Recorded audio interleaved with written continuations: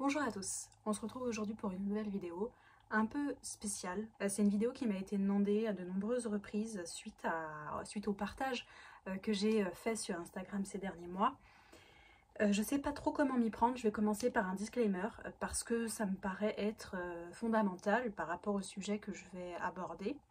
Donc je vais parler d'alimentation, je vais parler d'état psychique émotionnel. Alors, je ne suis ni médecin, ni nutritionniste, ni diététicien. Je ne suis pas non plus psychologue. Alors, par pitié, si vous avez des troubles alimentaires qui ont été diagnostiqués ou qui pèsent sur votre quotidien, allez consulter des spécialistes, des personnes qui ont des diplômes et qui pourront vous aider du mieux qu'ils le peuvent. Tout ce que je vais dire ne reflète que mon avis propre avec mes problématiques de santé, mes problématiques psychologiques, mon parcours et tout ce que je vais dire dans cette vidéo ne concerne que ce n'est que mon propre avis. Ce n'est en aucun cas une injonction de faire, ce n'est en aucun cas vous avez compris, ce n'est que mon avis personnel et très personnel. C'est juste un retour d'expérience sur ce que j'ai pu expérimenter et mettre en place depuis des mois. Je ne sais pas trop par quoi commencer parce que finalement, pour celles et ceux qui me suivent depuis un petit moment sur Instagram, vous savez que ma vie a été bouleversée il y a bientôt 2 ans. Depuis, ça a été vraiment une reconquête vers le haut. Je n'ai jamais eu de troubles alimentaires avérés, je n'ai jamais été suivie pour ça, j'en ai pas eu ni enfant, ni adolescente, ni jeune femme. Je pense que ma prise de poids en fait a été crescendo en fait sur ma vingtaine. Sans forcément s'en apercevoir parce que ça se fait souvent de manière insidieuse suite au stress professionnel, au stress familial et puis il y a les traitements hormonaux. Voilà, il y a beaucoup de choses qui ont fait que j'ai pu, je pense, prendre facilement au moins 30 ou 35 kilos sur 10 ans et des kilos que j'ai eu du mal à perdre parce que j'ai rarement fait de régime. J'en ai fait peut-être 2 ou 3 au cours de ces 15 dernières années avec parfois des pertes de 10 kilos ou des pertes de 7-8 kilos, ce qui est déjà énorme. Mais on va dire que depuis le mois de mars 2024, le mois de mars de cette année, j'ai réussi à trouver une méthode et à trouver une sorte d'espace mental dans lequel je me sens plutôt bien. Et que je fais avancer, que je fais progresser, et dans lequel je suis toujours, je cherche toujours à m'améliorer, à me compléter en termes d'informations, en termes d'astuces, voilà. J'essaie de tout regrouper, de tout penser, de réfléchir à tout ce que j'ai pu mettre en place. C'est parfois des choses qui ont l'air anodines, mais qui ont permis de ponctuer en fait ce chemin, ce cheminement de manière quotidienne pour certains, et puis pour ne plus avoir peur en fait de pouvoir parler de ça. J'ai perdu aujourd'hui, depuis le mois de mars, 20 kilos environ. J'ai perdu ces kilos grâce à une méthode que j'ai mis en place, pour laquelle je me suis documentée. Et je pense que ça a été en fait le complément de plusieurs changements qui ont abouti en fait à cette perte de poids. Parce que c'est une perte de poids physique, mais c'est aussi une perte de poids mentale, dans le sens où beaucoup de stress a été abandonné. Et je pense que pour mes problématiques personnelles, le stress jouait énormément. J'ai essayé de tout noter sur mon petit bout de papier au fur et à mesure que j'y pensais pour pouvoir en fait vous aiguiller, partager avec vous les grandes découvertes, je mets des guillemets, qui m'ont permis en fait de changer. La première chose, c'est que j'ai passé le début de l'année 2024 à beaucoup lire. J'ai lu des livres sur un peu tout et n'importe quoi, pas des livres de développement personnel, mais plus des témoignages de personnes qui ont fait 1 an en faisant quelque chose ou qui ont raconté un changement de vie. Pas du tout des livres de développement personnel à proprement parler, mais plutôt des livres un peu féministes, voilà, c'est un peu tout mélangé. Et ce que j'aime bien faire, moi, c'est lire un livre dans lequel on aborde une référence. Je vais voir cette référence et en fait, de fil en aiguille, je découvre plein de livres dont j'ai pas entendu parler spécifiquement, mais qui ont une résonance en fait dans chaque référence que j'ai pu avoir sous les yeux.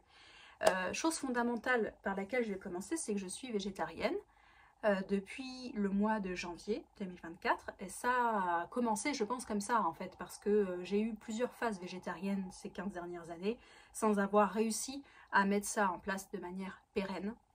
Le fait que tout le monde soit végétarien chez moi est une aide mentale, et ça facilite beaucoup la mise en place de ce nouveau régime alimentaire. Quand j'emploie le mot régime, ce n'est pas dans le sens restrictif, hein, c'est vraiment un mode de vie. C'est dans ce sens-là que j'utilise le mot régime, je précise bien ici.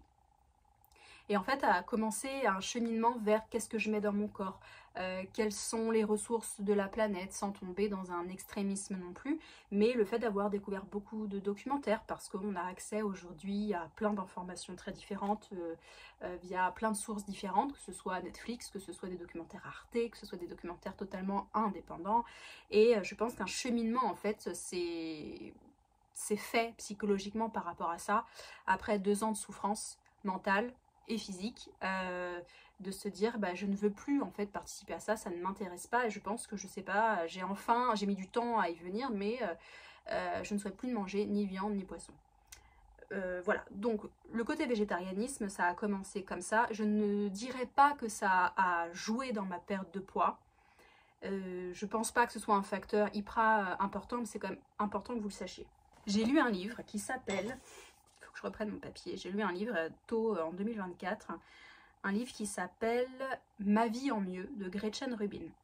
C'est un livre d'une autrice américaine qui explique justement comment elle a essayé de changer toutes ses habitudes dans son quotidien, et c'est vrai que c'était déjà très intéressant de voir à quel point nous avons des rituels, nous avons des habitudes au quotidien, et que si on arrive à changer juste quelques habitudes et à s'y tenir un mois minimum, on voit à quel point c'est facile d'aller dans un autre chemin, et voilà, donc c'est un livre très intéressant. De toute façon, toutes les références que je vais vous citer, je vais les mettre en barre d'infos si ça vous intéresse, ne serait-ce que pour voilà, lire sans forcément chercher à changer quoi que ce soit, mais juste si ça vous intéresse.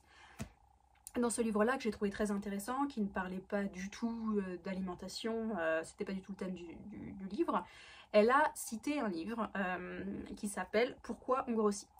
Et dans ce livre, elle expliquait à quel point ça avait changé sa manière de voir son alimentation, et elle avait mis quelques principes en exécution, et ça l'avait un peu transformée. Et c'est vrai que quand j'ai lu ça, je me suis dit, il faut absolument que je lise ce livre, j'en ai jamais entendu parler. Et en fait, j'ai trouvé ce livre et je l'ai lu. Ça a été le point de départ d'un nouveau régime totalement alimentaire. C'est ce livre-là, alors je vous montre, ça s'appelle « Pourquoi on grossit » de Carrie Taubes. Ça a été un vrai best-seller aux États-Unis. En France, je suis pas sûre qu'il soit méga connu, même si quand on va vers cette alimentation, on voit que c'est une référence. C'est un livre qui... je suis pas experte, donc je vais essayer de le dire avec mes mots, mais c'est un livre qui explique comment on est arrivé au régime alimentaire occidentaux, avec l'apogée des céréales, de l'industrie agroalimentaire, et ça explique bien sûr pourquoi il y a une épidémie d'obésité, selon l'auteur, qui est un célèbre journaliste scientifique. Ce livre a été un vrai best-seller, et je le conseille en fait à beaucoup de personnes dès qu'on me demande des infos.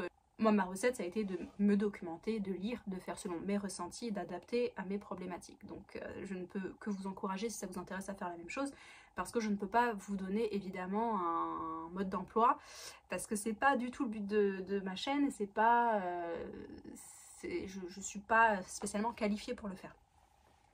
Le premier livre, voilà, que je vous conseille, c'est celui-ci. Dans ce livre-là, il parle d'un livre français, qui est la référence en France, qui est celui-ci. Donc quand je vous parlais en fait de rebond en rebond, c'est carrément ce principe-là. Je suis allée acheter celui-ci, il restait qu'un exemplaire dans la librairie près de chez moi, et ça a été une révélation. J'ai vraiment pris conscience de beaucoup de choses, et vous avez compris, en fait, c'est le nouveau régime IG. Donc moi je fais un régime IG bas depuis le mois de mars. qu'est-ce qu'on entend par IG bas? C'est pareil, je ne suis pas une spécialiste, c'est juste simplement réduire sa charge glycémique, surveiller sa glycémie et d'éviter au maximum le sucre raffiné, les sucres les plus nocifs pour nous, êtres humains. Ça c'est pareil, je vous invite à vous renseigner sur ce sujet si ça vous intéresse. Pour moi ça a été une révélation parce que ça a été la première fois que c'était aussi simple à mettre en place pour moi, la première fois que ça a été aussi spectaculaire en termes de résultats. Alors, je ne suis pas quelqu'un qui était addict au sucre, c'est aussi très important de le mentionner. Je pense que j'ai développé une petite addiction au fur et à mesure des années, comme tout le monde, mais je ne suis pas un bec sucré et je suis pas, j'ai jamais ressenti les effets du manque de sucre au quotidien. Maintenant, je pense qu'on est tous un petit peu affectés par ces nouveaux produits qu'on trouve en rayon. Et le plus dur, alors c'est si vous suivez à la lettre ce régime-là, ce régime alimentaire-là, vous allez passer par 3 phases, la phase offensive, la phase de déstockage et la phase de stabilisation. Ça dépend bien sûr du nombre de kilos que vous souhaitez perdre, ça dépend de votre régime alimentaire de base, est-ce que vous mangez de tout, est-ce que vous êtes végétarien, végétalien, etc. Le plus dur pour moi ça a été la phase offensive parce que c'est un sevrage de sucre. Voilà, c'est un sevrage de sucre. Bien sûr qu'il y a du sucre dans beaucoup d'aliments naturels. C'est pas, je parle pas de ce sucre-là, vous l'avez compris. Mais ça a été vraiment très très dur. J'ai été, je pense, physiquement malade pendant 15 jours. Et pourtant, je vous le dis, hein, j'étais pas accro au sucre. Vraiment, moi je suis plus gras, sel. Ce qui est pas top, qui est pas un mélange de fou, mais voilà, pas gâteau, chocolat, tout ça. Ça a été extrêmement violent, c'est-à-dire vertige, maux de tête. Moi j'ai fait une phase offensive pendant 15 jours, ce qui est très long parce que j'avais quand même du poids à perdre et pour mes futurs projets de vie, voilà, je voulais perdre au moins 20-25 kilos, voire 30 kilos. Je pensais pas que ça irait aussi vite, mais je pense que ça a tellement matché en fait avec ce que je ressentais intimement, psychologiquement, que finalement ça n'a pas été un effort pour moi. Dans ce livre-là, vous trouverez un carnet de bord. Alors c'est vraiment la petite version du livre qui n'a pas vraiment d'intérêt, c'est juste des micro-rappels. Par contre, ce qui est important, c'est que, enfin, ce qui est intéressant dans ce petit livret, c'est qu'en fait, vous avez à la fin la liste des IG. Donc vous avez 3 catégories d'indices glycémiques. Vous avez les IG bas, les IG modérés et les IG hauts. Sachant que ce qui est à favoriser, en tout cas pour votre perte de poids, c'est les IG les plus bas, donc c'est-à-dire un maximum 55. Vous avez tout en fonction des ingrédients, tout est plus ou moins représenté. Et plus vous avancez dans votre perte de poids et dans votre programme, plus vous pouvez inclure de l'IG jaune et puis exceptionnellement de l'IG orange et de l'IG rouge. Ça, c'est les grandes lignes. Je ne me prive de rien. Je n'ai pas, en revanche, fait d'exception depuis le mois de mars. Entre mars et juin, je n'ai pas fait d'exception. J'ai vraiment suivi ce programme-là que j'ai adapté. Moi, je n'ai pas suivi à fond celui-ci. Je n'ai pas suivi à fond celui-là parce qu'ils ont des petites différences. Celui-ci est clairement un livre anti-céréales, anti-pain, anti-farine blanche. Celui-ci est beaucoup plus modéré et vous autorise, entre guillemets, à en manger, en tout cas, tous les jours ou tous les 2 jours. Ce qu'on appelle les féculents. Pommes de terre, pâtes, riz, etc. Moi j'ai fait un combo des deux parce que je me suis aussi aperçue que les féculents chez moi ne me manquaient pas.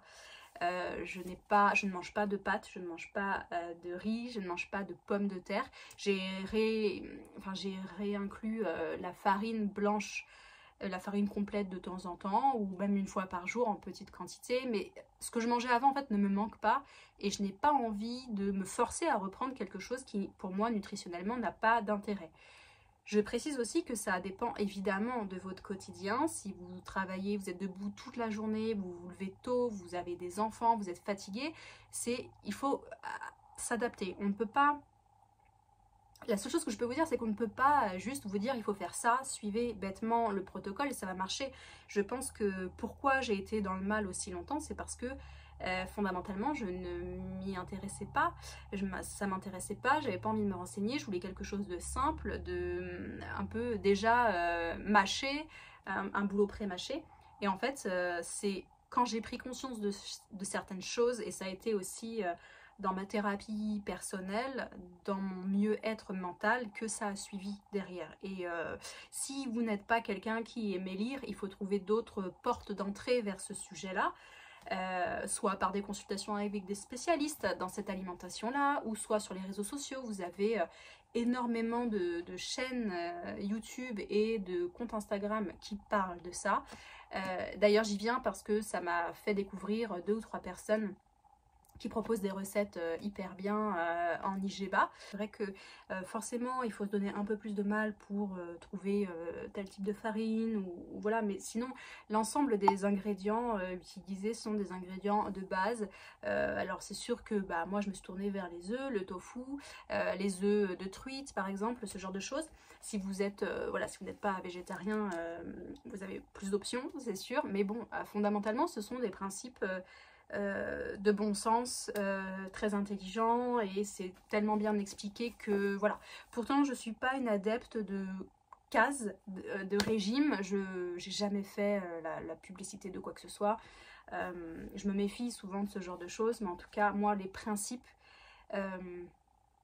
de ces livres-là ont rejoint en fait mes problématiques de santé, parce qu'initialement le régime IGBA est conseillé pour les personnes diabétiques ou prédiabétiques ou qui ont des problèmes hormonaux pour la fertilité, ce genre de choses, et également en fait c'est un régime anti-inflammatoire, donc si vous avez des problèmes de thyroïde, hyperthyroïdie, etc.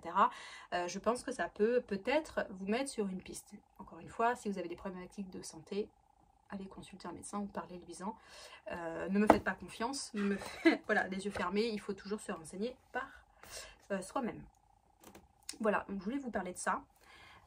Dans les autres livres qui m'ont inspiré, on va continuer un peu sur l'alimentation, il y a celui-ci qui s'appelle Zéro sucre de Daniel Jerkens. Alors après, lui c'est un livre qui est sorti il y a quelques années maintenant, je crois que c'était en 2017. Alors c'est pas ultra ancien, mais il y a pas mal d'études qui sont sorties depuis. C'était quand même très intéressant parce que je pense que cette journaliste a fait une enquête en fait de se priver de sucre pendant un an, à l'époque où c'était pas la mode, à l'époque où c'est toujours pas la mode hein, d'ailleurs, les gens comprennent pas forcément.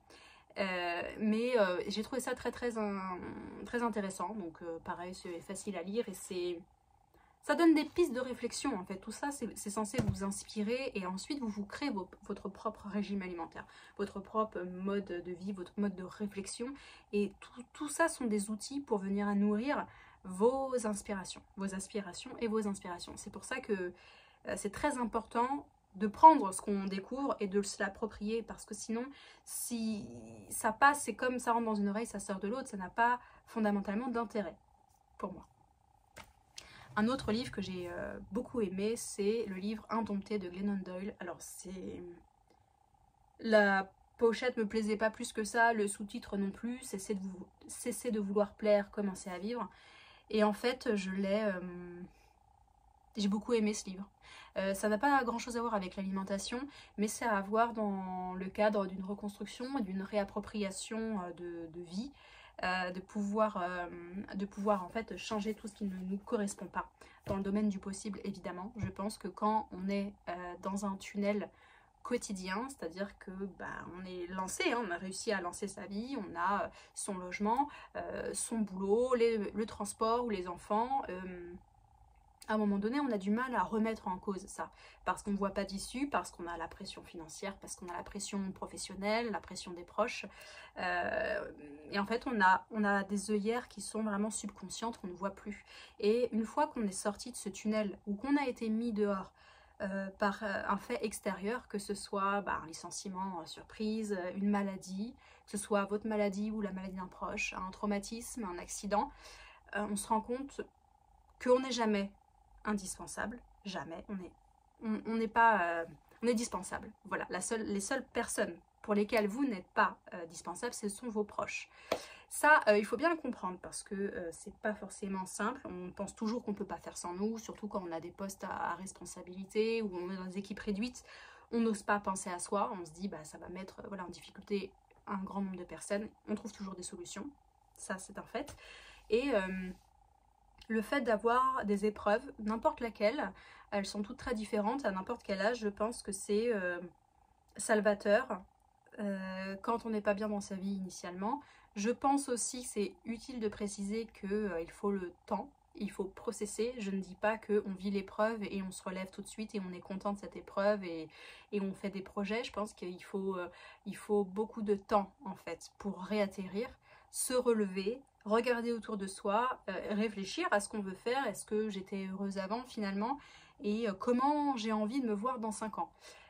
Je pense que combiner ce genre de lecture, c'est-à-dire de personnes qui, à 40 ans, 45 ans, changent totalement de vie parce que soit elles tombent amoureuses de quelqu'un d'autre, d'une personne même d'un autre sexe, ou il leur arrive autre chose, c'est très inspirant. Et c'est surtout qu'on n'est pas tout seul à vivre des épreuves. Ça, c'est aussi, voilà, c'est aussi important de préciser. La vie n'est pas tendre pour tout le monde. Voilà, je suis désolée, ça vient au fur et à mesure, mais c'est tellement un ensemble de choses que je pense qu'il faudrait que je fasse des vidéos beaucoup plus précises sur tout ça. Malheureusement, je sais que beaucoup de personnes voulaient les références des livres, des documentaires, des machins, donc je vais essayer de faire au mieux, et si vraiment vous avez des questions, j'y répondrai en commentaire. Avant que je découvre la méthode IGBA, j'ai lu 2 livres de la même autrice. À la base, tout a commencé parce que je me suis retrouvée seule chez moi et que j'ai commencé à vouloir faire le vide de mon ancienne vie et j'ai commencé à me débarrasser, à être plus, pas en mode minimaliste, mais en mode en tout cas essentialiste et me séparer de beaucoup de choses qui étaient en surplus. Et en fait, j'ai pas découvert un nouveau mouvement, mais j'ai découvert de nouvelles personnes, par exemple des chaînes américaines comme Exploravor, que je sais que beaucoup connaissent et c'est une femme qui m'inspire beaucoup. Et puis j'ai découvert en fait Dominique Lauro qui a écrit le livre L'art de la simplicité. C'est des petits livres qui sont très accessibles et en fait, voilà, il y a plein de livres qui m'ont... Il y a plein de citations qui m'ont marqué, qui ont débloqué des choses en moi. Et en fait, ça a été le début d'un cheminement, donc l'art de la simplicité, le végétarianisme, et ensuite le réduire sa skincare, réduire ses vêtements, réduire... voilà, tout ça, ça m'a amené à réduire mon poids. En fait, c'était la dernière chose qui bloquait réellement. Et Dieu seul sait, ça a été très dur à porter ce poids ces dernières années par les remarques des uns et des autres, les remarques des proches, les remarques du corps médical. Ça bloque pour faire plein de choses et c'est tellement difficile. Et je sais qu'il y a beaucoup de femmes qui me parlent voilà, de la préménopause, la ménopause, qui ont pris du poids, que ce soit 5 ou 25 kilos, hein, mais qu'après, une fois que c'est pris, c'est très difficile de s'en délester. Surtout si vous êtes la seule dans votre foyer à faire ce cheminement, c'est vraiment pas simple. Vraiment, c'est pas simple. Donc il faut trouver des portes d'entrée et parfois ça débloque des choses qui sont psychiquement très difficiles à atteindre en temps normal quand on est dans ce fameux tunnel. L'art de la simplicité, je vous le conseille parce que c'est un livre très simple qui donne des bases très simples et en fait cette autrice m'a beaucoup plu, donc j'ai voulu aller découvrir son autre livre. Alors là attention parce que je mets un disclaimer sur celui-ci, j'ai vu un commentaire sur Amazon qui parlait de ce livre-là et qui le déconseillait parce que la lectrice avait des troubles alimentaires. Et donc elle expliquait que ce livre-là, qui a été écrit par une personne qui n'est pas médecin, avait pu renforcer certains troubles alimentaires. Elle explique, Dominique Lauro, parce qu'elle vit au Japon depuis très longtemps, que contrairement à l'Occident, voilà, nous ne mangeons pas de la même manière. Et que en fait les Japonais utilisent beaucoup, je parle pas forcément tous les Japonais, mais en tout cas une grande partie de la population continue de manger avec des bols, des portions réduites, c'est très ritualisé. J'ai bien aimé ce livre-là, alors ça ne s'adapte pas à tout, voilà, parce que je suis végétarienne, donc forcément je n'ai pas tout appliqué, mais d'ailleurs Dominique Lauro fait écho au livre rouge sur les féculents dont je vous parlais un peu plus tôt. C'est un livre qui donne quelques pistes, je ne suis pas d'accord avec tout. Un livre, c'est aussi fait pour nous challenger, nous faire réfléchir par nous-mêmes et nous dire non, je ne suis pas d'accord, je ne suivrai pas cette méthode aveuglément, je vais vraiment prendre ce qui m'intéresse et l'adapter à mes propres besoins. La principale chose que m'a fait réaliser ce livre-là, c'est la taille de mes portions. j'ai investi en fait en début d'année dans des assiettes en bois et des assiettes de 18 cm. Entre 16 et 20, je crois que c'est 18 je pense. J'en ai parlé enfin je l'ai noté dans ma liste. Pour moi ça a été quand même salvateur et ça a beaucoup changé mon quotidien. C'est-à-dire que moi j'ai un rituel, je mange avec une assiette en bois qui fait voilà ce diamètre là. Et je mange avec deux petits bols, quoi. J'ai une entrée, mon plat principal, et puis j'ai un bol de salade. Je termine toujours par de la laitue. Voilà.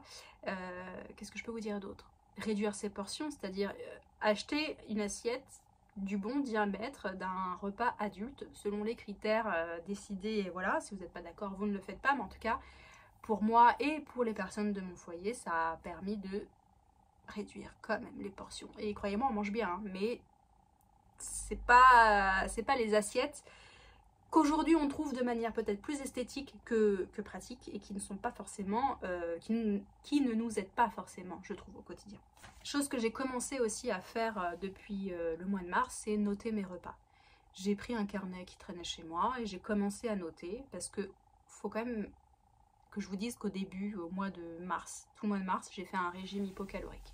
Parce que c'est la première chose à laquelle on pense quand on veut perdre du poids. C'est quelque chose qui m'a toujours gonflé. Et c'est vrai que j'ai commencé à noter mes repas parce que j'avais pas encore découvert tout ce que j'ai découvert par la suite. Et pour noter ses calories, ces trucs, c'est bidule, quoi. Et ça, au bout d'un mois, il y avait des résultats, mais c'était trop contraignant pour moi. Et je sentais que c'était pas mon truc. Donc quand j'ai découvert les autres livres, j'ai continué en fait ce rituel de noter le repas. Et c'est devenu une habitude, c'est devenu un rituel, donc presque asiatique, c'est-à-dire de prendre quelques minutes pour moi, de noter, même si je mange très souvent la même chose. C'est très varié ce que je mange tous les jours, mais je mange sensiblement le même repas. Le fait de prendre le temps chaque jour d'aller noter mes repas dans ce cahier, ça m'a permis de me dire, bah voilà, tant que je continue à suivre ça veut dire que je continue à m'intéresser. Je ne suis pas à perdre 15 kilos et c'est bon, je commence à faire des exceptions dans tous les sens, j'arrête de noter parce que je sais à peu près ce que je mange. Il faut vraiment pour moi continuer jusqu'à la phase de stabilisation et continuer même sur un an pour vraiment avoir les automatismes de ce qu'on mange. Je trouve, et je parle en connaissance de cause, hein, on mange très vite, on mange pas forcément aux mêmes heures, on fait comme on peut souvent. Moi j'ai mangé pendant plus de 10 ans sans frigo, sans micro-ondes, sans ticket restaurant, donc j'ai mangé tiède, vraiment c'était pas forcément évident. Et donc du coup on se rattrape le soir parce qu'on a faim et c'est un cercle vicieux. Prendre le temps pour soi, même si c'est que 15 minutes, de faire 15 minutes bien, je trouve que c'est fondamental. Encore une fois, ça s'inscrit dans un changement de vie sans être paternaliste, sans être dans le jugement, dans l'injonction. C'est vraiment, il faut avoir le déclic et il faut prendre le temps. Il faut prendre 10 minutes pour soi, pour se focaliser là-dessus. On le fait bien pour les soins, on le fait bien pour le yoga, la pratique sportive. Il faut le faire pour l'alimentation parce que voilà, c'est très cliché de dire ça, mais on n'a qu'un corps, c'est notre seul vaisseau. On ne naît pas tous avec les mêmes forces et les mêmes objectifs, donc autant prendre soin de ce à quoi on est né. On m'a également posé la question du sport. Dans un régime hypocalorique, on va conseiller d'augmenter l'activité physique et de combiner ça avec un déficit calorique et des rebonds caloriques. Moi, j'ai expérimenté ça au début et clairement, je ne suis pas très sportive. Je n'ai jamais été dans ce trip-là, ça ne m'intéresse pas, ça m'ennuie très vite. Et je suis honnête, hein, les premiers mois de l'alimentation IGBA, j'ai quasiment pas fait de sport. Par contre, parce que j'étais très fatiguée, un peu affaiblie, je vais pas vous mentir, par le manque de sucre et par d'autres problématiques, mais au bout d'un mois et demi, j'avais trouvé mon rythme, je me sentais nettement mieux, il y avait déjà des résultats, je me sentais mieux dans ma tête aussi. Alors j'ai investi dans un tapis de marche. C'est la seule chose dans laquelle j'ai investi pour l'activité physique parce que c'est quelque chose qu'on peut faire été comme hiver, qu'on peut faire matin, soir, la nuit, l'après-midi quand on a une demi-heure devant soi. Je trouve que c'est un super investissement parce que payer un abonnement de salle, bah, c'est pas fou. Des fois, si vous êtes seul, vous n'avez pas envie d'aller marcher en forêt, vous avez... voilà, il faut prendre en compte le critère flemme aussi. Temps et flemme, il faut pas négliger le fait que bah, on est parfois impacté par d'autres problématiques et on n'a pas envie de sortir marcher 5 km. Toutes ces injonctions des 10 000 pas par jour, 10 000 pas, ça fait environ presque 1h30 de marche, c'est très long, on n'a pas la force, on n'a pas l'envie, on n'a pas l'occasion non plus, donc c'est pas forcément si évident que ça. Et moi, c'est quelque chose qui me pèse beaucoup parce que je pense que si on marche déjà 4 à 5 000 pas par jour, c'est déjà un minimum très respectable et très bien quand on est sédentaire. Donc le tapis de marche, le mien il est lourd, c'est pas, j'ai pas investi 500 € dans mon tapis de marche, je crois que je l'ai payé moins de 200 €.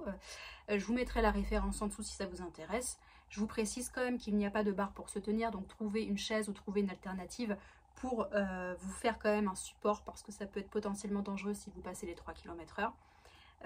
Voilà, c'est tout ce que je peux dire. Et en fait, plus on perd du poids, plus on gagne en énergie avec cette nouvelle alimentation. On n'a pas faim entre les repas. Et bah, on a envie en fait d'aller se dépenser, on se dit c'est quelque chose de normal, je sens que je n'ai pas assez marché aujourd'hui, donc on a envie spontanément de sortir ça et de mettre ça en place.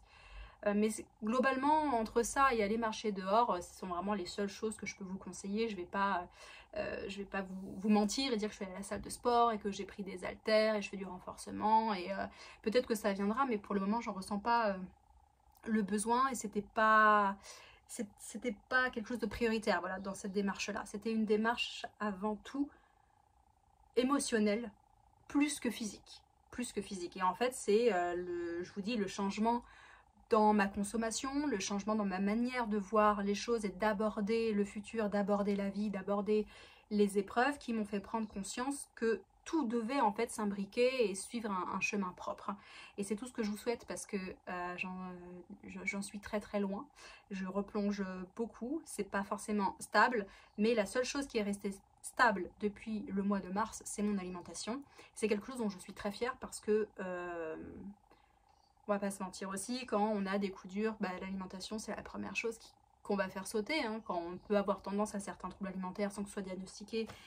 Et si on n'est pas suivi, bah voilà, on a envie de quelque chose de réconfortant, soit du chocolat au lait, ou de prendre un truc bien gras, une grosse portion de frites, voilà, tout ce qui peut potentiellement être votre craving. Mais voilà, moi j'ai réussi à tenir ça parce que je me suis dit que je suis pas hyper âgée. Mais à un moment donné, quand voilà, on prend un traitement pour le diabète, qui n'a rien à voir avec le poids, hein, mais, et qui rend malade, et c'est pas. Je pense qu'il y a d'autres alternatives qu'on peut aborder en liaison avec un corps médical, évidemment. Mais je pense qu'il faut se renseigner. Il faut se renseigner et même la version la plus restrictive que vous pouvez voir dans ces régimes-là, vous pouvez tout à fait l'adapter et prendre que ce qu'il y a à prendre, c'est-à-dire limiter les apports en féculents, limiter, voilà. Bon, en fait, on a chacun notre vie, chacun nos objectifs et il faut se responsabiliser. Et c'est vraiment ce que j'ai ressenti ces derniers mois, c'est qu'en me responsabilisant, en m'intéressant à ce que je faisais, en fait, on est responsable de ses choix et on peut se dire, bah voilà, là j'ai merdé, là c'est de ma faute, j'aurais pas dû faire comme ça, bah je vais réajuster, je vais peut-être aller lire un autre livre qui parle de ça ou regarder un documentaire et en fait on s'aperçoit que petit à petit on trouve sa voie, on trouve son chemin et c'est pas forcément quelque chose qui est publicité à mort. Voilà, et ça c'est vraiment dommage pour le coup parce que je pense qu'il y a beaucoup de principes de bon sens qu'on pourrait adapter facilement pour la vie de tous les jours. La dernière chose dont je voulais parler, à laquelle je pense actuellement, c'est le pain. Je n'ai pas mangé de pain pendant 4 mois. Par contre, j'ai découvert le pain de Pane Vivo d'Adriano. C'est un ancien journaliste reconverti en boulanger qui a créé son pain et sa boulangerie avec une farine très ancienne qui ne contient pas ou alors très peu de gluten si je dis pas de bêtises et j'ai oublié les notes en bas et qui a créé le pain Sapiens et qui crée après des variétés selon les saisons et selon ses envies créatives. Le pain Sapiens, ça a été une vraie découverte parce qu'il est extrêmement digeste. Il a un goût de miel, un goût un peu de pain d'épices. Alors, il est assez onéreux. Moi, quand je le reçois, je le coupe en tranches et je le congèle. Si vous en mangez le matin, par exemple, vous sortez la veille une tranche et il est comme neuf. En fait, il se conserve vraiment très très bien. Il se conserve une semaine dans un torchon et il se conserve environ 1 mois au frigo. Voilà, donc je trouve que c'est une super alternative et même pour les plus réfractaires au pain complet, au pain sarrasin, aux farines un peu étranges qui sortent de l'ordinaire, je trouve que Pane Vivo fait un peu le bonheur de tout le monde, quoi. Il n'est pas du tout lourd sur l'estomac, il fait pas gonfler le ventre, il n'a pas une charge glycémique de fou, donc vous n'allez pas avoir un pic de glycémie atroce. Et en tout cas, c'est une belle découverte parce que même si vous ne suivez pas un régime alimentaire particulier, je trouve que c'est quand même bien de découvrir en tout cas de nouveaux produits, mieux produits, qui peuvent un peu voilà, améliorer le quotidien et se faire plaisir, parce que le luxe, c'est pas spécialement la consommation de tous les produits qui nous entourent, c'est aussi pour moi ce qu'on fait pour soi, et l'alimentation ça en fait partie. Donc voilà ce que je peux vous dire. J'essaye de pas trop en fait rentrer dans les détails parce que c'est tellement personnel. J'essaye de vous donner des références de livres qui moi ont su m'aider, ont su m'éclairer un peu ces derniers temps, et j'espère que ça pourra peut-être vous inspirer ou en tout cas vous amener à d'autres découvertes et vous amener sur un chemin qui peut être très différent du mien. Et voilà, j'espère que ça a répondu à la majorité de vos questions. Pas facile, je sais pas si j'assumerai beaucoup cette vidéo. Mais voilà, ce que je peux vous dire, ça m'a pris beaucoup de temps, je suis désolée, mais j'ai essayé de retracer un peu tout ce chemin et je pense que ça va m'appeler vers d'autres réflexions qui sont liées à l'alimentation, mais qui sont liées aussi au cheminement personnel, émotionnel, dont on ne parle pas en vérité, je trouve. C'est souvent galvaudé par le côté bien-être et malheureusement, la vérité est souvent beaucoup plus difficile, je trouve, que ce qu'on peut voir sur les réseaux sociaux. Donc voilà. Je vous laisse avec cette vidéo, on se retrouve en commentaire si vous le souhaitez. Je vous remercie quand même juste de respecter les croyances des uns et des autres. On n'est pas forcément tous d'accord, mais ici c'est un endroit de bienveillance. Donc pas d'injonction, pas de tu as tort, ceci, cela. Je pense que chacun est adulte, majeur et sait, en tout cas je le souhaite, peut se renseigner par ses propres moyens et se faire une opinion. Donc voilà. Je vous laisse sur cette petite recommandation et je vous dis à bientôt pour une prochaine vidéo.